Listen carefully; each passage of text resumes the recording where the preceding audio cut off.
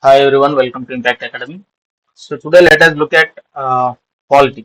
Okay, let us look at polity. Now, before we continue with polity, let us look at the previous year questions. Now, many people will think, let me read the Lakshmikant one time completely, or let me read whatever material I have, let me complete it. Okay, and then I'll start with the questions. Or, usually people think like that. They say there is a syllabus, we'll complete the syllabus, and then we will do the questions. But of course, when if you are a complete beginner, you have to read Lakshmikant Polity a couple of times, definitely. But if you've already done that and you've already been preparing for some months, there is no point in reading again and again. Okay, so the best approach would be to start with the questions. Okay, take the question and as per the need of the question, go through the theory part. Okay, that is the approach we'll be following here. So there are many questions here, lots of questions. No matter how much theory you prepare, unless you do the questions, nothing is going to help you. Okay, only when you do the questions, that theory will be applicable. Okay, so let us start straight away. So let us look at the first question. In India, which one of the following constitutional amendments was widely believed to be enacted to overcome the judicial interpretations of the fundamental rights?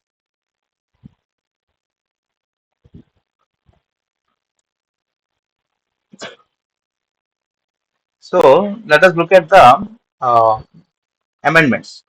Okay,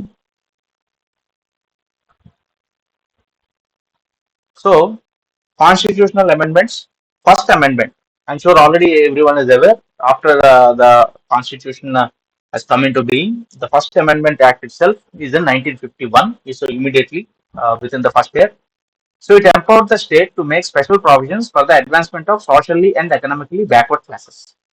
Okay, providing for the saving of laws, providing for acquisition of estates, etc. So what happened is at that point of time there was huge land on the name of each individual person. So one person used to have thousands of acres of land, and we came up with this land sealing acts and all these things. Basically, we wanted to bring in reforms.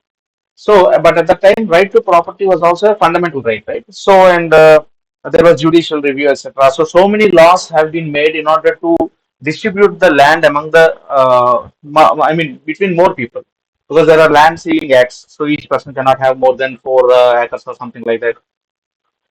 So, in order to protect all those laws from judicial review, because everyone will go to court at that time, right to property was also a fundamental right. Okay, so everybody will go to court. It will become a big. The reforms will not be successful. So for that, most of those reforms have been included in the First Amendment Act. So by doing that, they said, okay, beyond this time, whatever the laws have been made, they are not eligible for judicial review. So that is one key point to be remembered. And it added the ninth schedule. Till that time, there were only 8 schedules. So we'll look into the schedules also when a question comes. So see, added ninth schedule to protect the land reforms and other laws included from judicial review. That is most important. Also, it added 3 more grounds of restriction on freedom of speech, expression, etc. So friendly relations with foreign states and incitement to offense also made restrictions reasonable, etc. All these things. Fine. So that is first one. And what is the other thing? 42nd, 44, 40, 86. Let us look into that. So 42nd Amendment Act is often called as the mini constitution because you can see other amendment acts are very, couple of points will be there. But 42nd Amendment Act is a huge, it contains a lot of changes. So let us look at it. It is frequently asked. So couple of important things you have to remember. It is the most comprehensive amendment made so far. It is also known as mini constitution, and it gave effect to the recommendations of the Swaran Singh committee. This is very important. Okay. So Swaran Singh committee, 42nd Amendment Act of 1976, and also fundamental duties. Right. Fundamental duties also you have to remember Swaran Singh committee. Anyway, remember this 42nd Amendment Act 1976. Try to remember the date also. Very important. So added 3 new words: socialist, secular, integrity in the preamble. So, till that time, these 3 words of socialist, secular, and integrity were not there in the constitution. They were added in 42nd Amendment Act of 1976, very important. Added fundamental duties. So fundamental duties also Swaran Singh Committee. And part 4A, try to remember that, part 4A, and there are 11 fundamental duties, right? Article 51A, we'll look into that. And made the president bound by the advice of the cabinet. And if you remember 1976, right? In 1975, we had an emergency. Okay, so remember the context also. In that context also, this amendment was made. And some more important things is, see, curtail the power of judicial review. So always the political, what you say, the executive and the legislature, they will try to curtail the powers of the judicial. Okay, and raise the tenure of Lok Sabha from 5 to 6. Okay, this is important. But today we have only 5 years because it was reverted back with the 44th constitutional amendment. We'll look into that also. So remember all these points. It raised the tenure from 5 to 6, and it froze the seats in Lok Sabha and state legislative assemblies on the basis of 1971 census till 2001. That is one thing.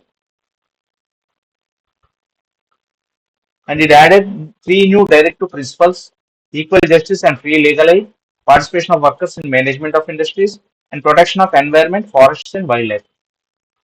So generally, you have to remember all the articles of fundamental rights, directive principles, and fundamental duties. Okay, literally every article, including the subsections, you have to remember, especially if you are preparing for Group 2. So we'll look into all that when the questions come. And facilitated the proclamation of national emergency in a part of territory of India. So you need not proclaim national emergency in the whole of India. You can proclaim in a part of India also. Okay, it extended the one-time duration of the president's rule in a state from 6 months to 1 year. So till that time, it was 6 months president rule. And the president rule, when it was written in the constitution, what they felt was you have to use it very sparingly, if at all required. But if you look at the past history, it has been used very frequently, especially when there is a different political party in the center and a different political party in the state.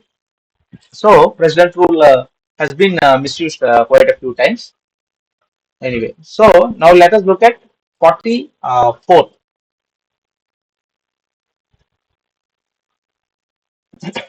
So this is also important. Shifted 5 subjects from state list to concurrent list. And what are those 5 subjects? Write down. These are very important: education, forest, protection of wild animals and birds, weights and measures, and administration of justice. Okay, constitution and organization of all courts except the Supreme Court and High Courts. Okay, so apart from Supreme Court and High Court, all these district courts and all, they can be organized and constituted by the legislature itself. That to the concurrent list. That means both the state and the center will have power. In case of any discrepancy, the center law will prevail. Center's act will prevail. And try to remember these 5 things: education, forests, protection of wild animals and birds, weights and measures, and administration of justice. So just go through provided for creation of All India Judicial Service, but I don't think we have it till now. So all those are important. Now, in the 43rd Amendment Act, so there was a change of government. Now the Janata government had come, and obviously they tried to nullify some of the distortions. They restored the jurisdiction of the Supreme Court and the High Court in respect of judicial review. So at that time they tried to limit the judicial review. Now they have given back the powers, okay, the judicial review, and it deprived the Parliament of its special powers to make laws to deal with anti-national activities. Okay, and then 44th is also very important. Again, the main purpose of the 44th is also to nullify some of the distortions made by the 42nd Amendment. And 42nd Amendment, you have to remember Swaran Singh Committee. Very important. So it restored the Lok Sabha and State Legislative Assembly to 5 years. So in 42nd, they made it 6 years. In 44th, they brought it back to 5 years. And restore the provisions with regard to quorum in the parliament. That means the minimum number of attendance should be there. So all these things.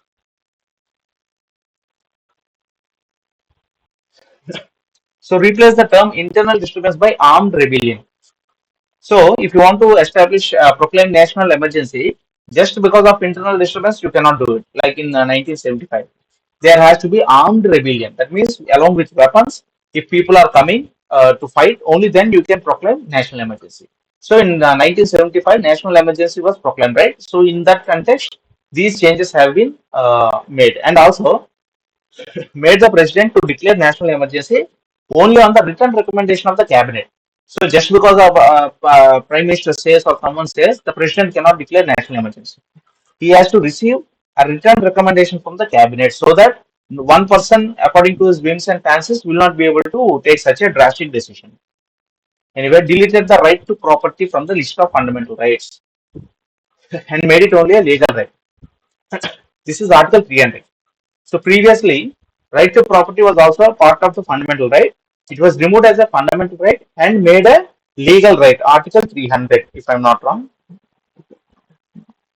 Okay, we'll check it when it comes. Okay. So that is very important. And articles guaranteed by 20 and 21. Okay, that is life and liberty, 21, and 20 is protection against offences, right? So even during an emergency, you cannot deny these two fundamental rights. Remember this. This is a very important point. So Article 21 is very important. Okay, right to life and liberty. Okay, so omitted the provisions which took a power of court. Basically, the court's powers have also been restored. So whatever distortions that have been done in the 42nd one, it has been rectified in the 43rd and 44th. So what is the question? In India, which one of the following constitutional amendments was widely believed to be enacted to overcome the judicial interpretations of the fundamental rights? Okay, so we have seen till now. First Amendment was enacted in 1951 to put all those laws, no, in order to protect all the laws from judicial review, thus land reforms, etc., etc.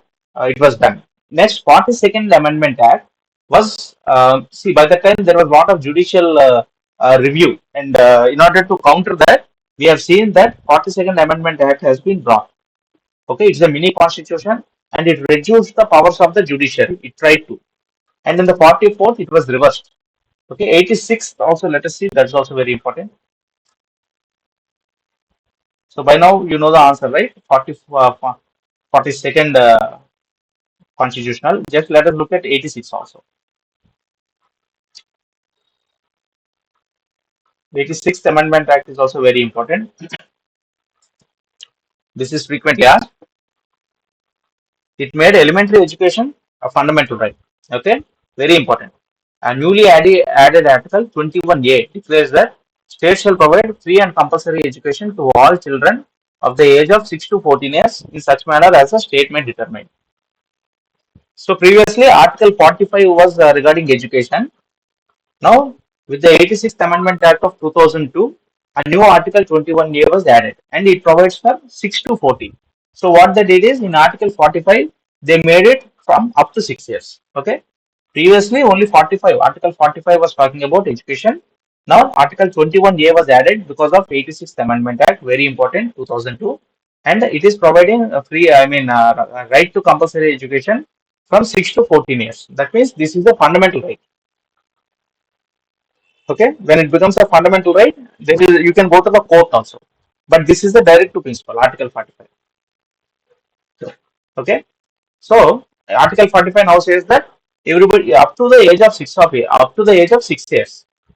Okay, the state shall endure. So this is not compulsory, but this is compulsory. And also it added a new fundamental duty under Article 51A.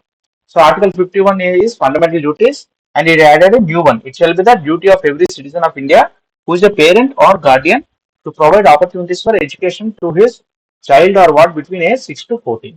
Okay, so all these are very, very, very important. So obviously the answer is 42nd Amendment. Okay, the 42nd Amendment was widely believed to be enacted to overcome the judicial interpretation of the fundamental rights.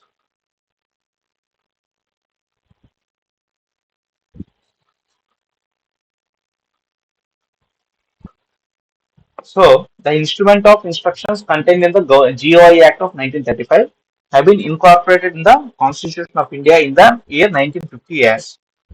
So, Government of India Act 1935 is a very important. It is before independence, but if you look at what all are constitution borrowed from various constitutions of the world. So Government of India Act 35. Okay. See. So we borrowed all these features. Okay. Federal scheme, Office of Governor, Judiciary, Public Service Commission, emergency provisions, and administrative details. So try to note down these things. All are very important. So what are the things we borrowed from GOA Act of 1935? Okay, federal scheme, that is center and states, Office of Governor, okay, Judiciary, Public Service Commissions, emergency provisions, and administrative details. Okay, remember all that.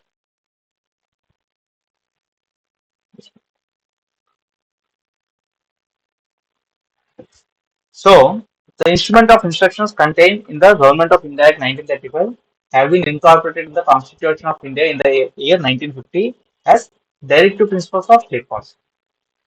Remember that. So in the 1935 GOA Act, very important. What was that? The instrument of instructions, which is similar to directive principles of state policy. Try to remember that. So these things, unless you do the questions, you will never be able to understand, right? So no matter how many, what you say, how much theory you read, suddenly when you see a question like that, unless you have done the question particularly, you will not be able to understand. So doing the questions, practicing the question and answers is very, very important. So again, what was the exact constitutional status of India on 26 January 1950? So just now we have seen, right, in the 42nd Amendment Act of 19, 47th, right, 1976, right, very important, 1976, it was only sovereign democratic, okay. The words socialist and secular were added in the preamble in 42nd Amendment Act. We've just now seen. So before that, what was there? Only sovereign and democratic republic. Secular is not there, socialist is not there. Democratic only is also not true. Sovereign was also there. So India was a sovereign and also India was a democratic. So option B. Okay. Okay. Fourth one. The constitutional government means. So what is a constitutional government? So if you look at, see, option D would be better. See, a government limited by the terms of the constitution. That is a constitutional government, right? A representative government of nation with federal structure, all that is fine. Okay, who head enjoys nominal powers not required. Even America has a constitution, and government whose head enjoys real powers not required. So government limited by the terms of the constitution because it is limited. So because see, if you don't have the fundamental rights in the constitution, the government can put you in jail. Okay, because it is you don't have the right to liberty and right to speech, right to expression, right to religion, etc. So, constitutional government means a government limited by the terms of the constitution. Okay, remember this fundamental rights are always limiting in nature, directive principles are always enabling in nature. Okay, so because fundamental rights will not allow the government to arrest you, it will not allow the government to punish you for choosing your religion. Okay, it will not allow the government to discriminate against you in regards of your occupation or education, etc. On the other hand, directive principles, I mean, they make the government do what you say, socialist activities or secular activities, etc. So remember that fundamental rights are limiting in nature and directive principles are enabling in nature.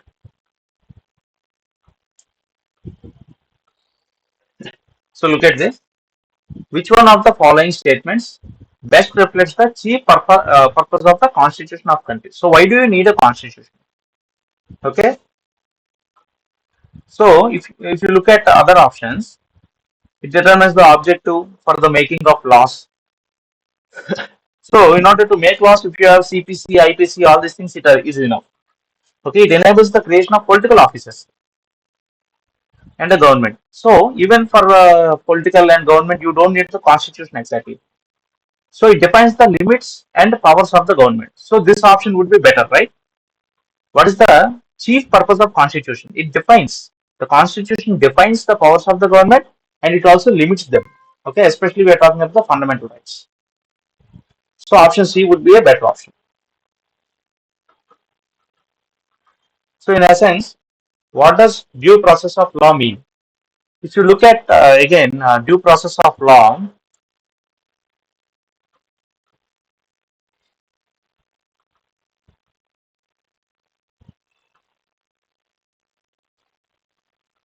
so if you look at the sources of the constitution, Japanese constitution. If you look at what is that? Okay, see the Japanese constitution follows procedure established by law. Okay, very important. So we also follow the procedure established by law. In India, we follow procedure established by law, and that has been borrowed from the Japanese constitution. This is very, very, very important. In America, they follow due process of law. That means whatever is required, they go for trials. Okay, they make small committees and they put people on stand, and the people will argue, and the trial, the what you said, the jury will decide all those things. That is due process of law. In India, we do not have that. Okay, in India, we have procedure established by law. That means whatever the law says, okay, you have to submit this document, etc. So whatever procedure is there. So try to understand this. In India, we follow procedure established by law, and that we borrowed from the Japanese constitution. On the other hand, in US, they follow due process of law.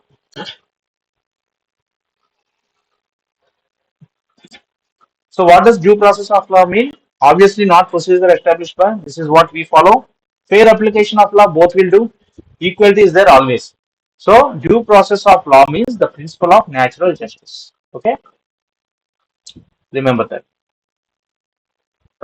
So let us look at this. The ninth schedule. So if you look at the schedules, okay, when the constitution first came into being, it had how many schedules? 8 schedules.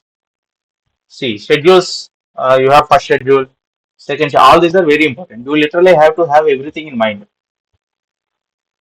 So, it had 8 schedules.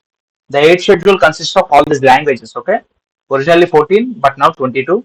You have to remember these languages and also which was added when. All that is fine. So, after the constitution has been adopted, then we have the 9th schedule, which was in 1951. This schedule was added by the First Amendment Act 1951, very important, to protect all those laws, all those land reform laws, all those things from judicial review. Because we don't want everyone going to the court and saying my right to property. So this is my property. I won't give it to anyone. No, it's not possible. One person having thousands of acres and most of the country is poor. It is not possible. So all those land reforms have to be protected from judicial review. So they put it in a separate schedule called ninth schedule, and that came with the First Amendment Act of 1951. So they said all these laws are not with the purview of the judiciary, but in 2007, Supreme Court said that all those laws that have been included after April 24th, 1973 are now open to judicial review. Remember all these things. Okay. If the law is added in the what is a ninth schedule after 1973, then it is still open to judicial review. So what is the question? Where is the question? Okay, the ninth schedule was introduced in the Constitution of India during the Prime Ministership of. See, if you look at, we saw First Amendment Act 1951. That means immediately after independence. So immediately after independence, who was the Prime Minister? Obviously, Jawaharlal Nehru. So this is the right option. So look at the fourth one. Under which schedule of the Constitution of India can the transfer of tribal land to private parties be declared null and void, especially for mining? So, if you look at the options, third schedule, ninth schedule, 12th schedule, and fifth schedule. So, what is third schedule? Third schedule deals with forms of oaths or affirmations. Okay, for all these people. So, not related to tribal. So, fifth and sixth schedules are related to tribals. See, fifth schedule, provisions related to administration and control of scheduled areas and scheduled tribes. Sixth schedule, provisions relating to administration of tribal areas of specifically Assam, Meghalaya, Tripura, and Mizoram. You have to remember these 2 points. Okay, sixth, both are regarding scheduled and tribal areas. Sixth schedule is exclusively of these four because the tribes in these region have not assimilated into the general culture of India. So, in order to protect their unique culture, a separate schedule was given. And what is 12th schedule? So, ninth schedule we have just seen to protect the laws from judicial review. First Amendment Act. So, 10th one is Anti-Defection. 52nd Amendment Act 1985, known as Anti-Defection Law. Very, very, very important. Okay, everyone knows that, right? So, 11th schedule is related to powers, authority, and responsibilities of panchayats. And 12th one is related to powers, authority, and responsibility of municipalities. Okay, it has 29 matters, very important, and it has 18 matters. Okay, both are added. See, this is added by 73rd Amendment of 1992, 74th Amendment Act of 1992. Now, 73rd and 74th Amendment, very frequently you will get a mains question in polity, very frequently, especially in APPSC. So, it is that important. Anyway, so 12th schedule is about municipalities. So, what is the question? Under which schedule? Tribals. So, either it has to be 5th or 6th. So, 6th one we are dealing exclusively with Assam, Mizoram, Meghalaya, and Tripura. Okay, remember that those four. So, what is left? 5th schedule. 5th schedule generally deals with scheduled areas and scheduled tribes. 12th one is regarding municipalities. 9th one is First Amendment Act, saving of laws from judicial review. And third schedule is oaths and affirmations. Okay, so fine. We'll continue the next session.